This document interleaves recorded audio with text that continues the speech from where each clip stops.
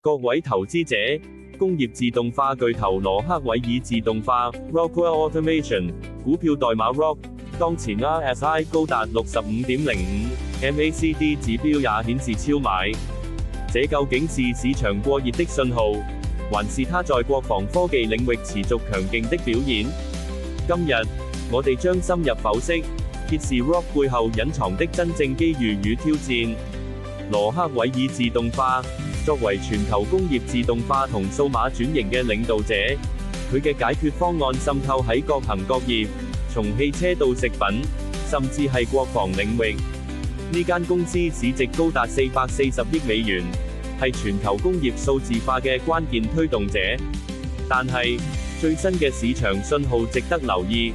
ROC 嘅相對強弱指數 RSI 已達到 65.05 嘅高位，同時 MACD 指標亦顯示股價處於超買區域。呢個係咪預示住短期內可能面臨回調壓力呢？投資者係咪要保持警惕？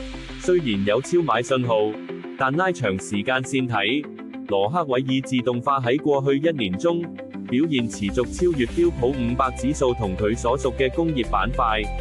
呢個顯示咗公司喺市場波動中嘅韌性同強大嘅基本面。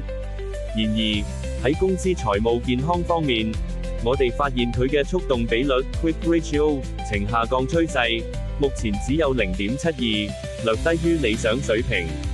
此外，資產回報率 ROE、股本回報率 ROE 等效率指標亦有放緩跡象，呢啲都係投資者需要關注嘅潛在風險。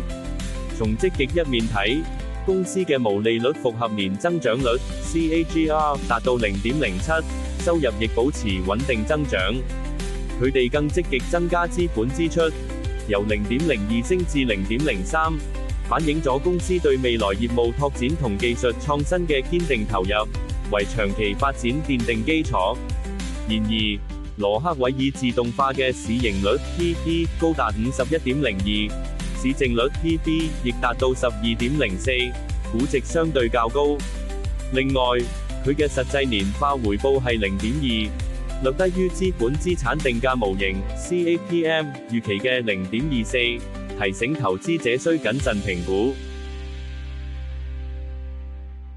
你今日估咗未？本內容只供參考，並不構成任何形式之投資建議、邀約或推薦。投資有風險，買賣需謹慎。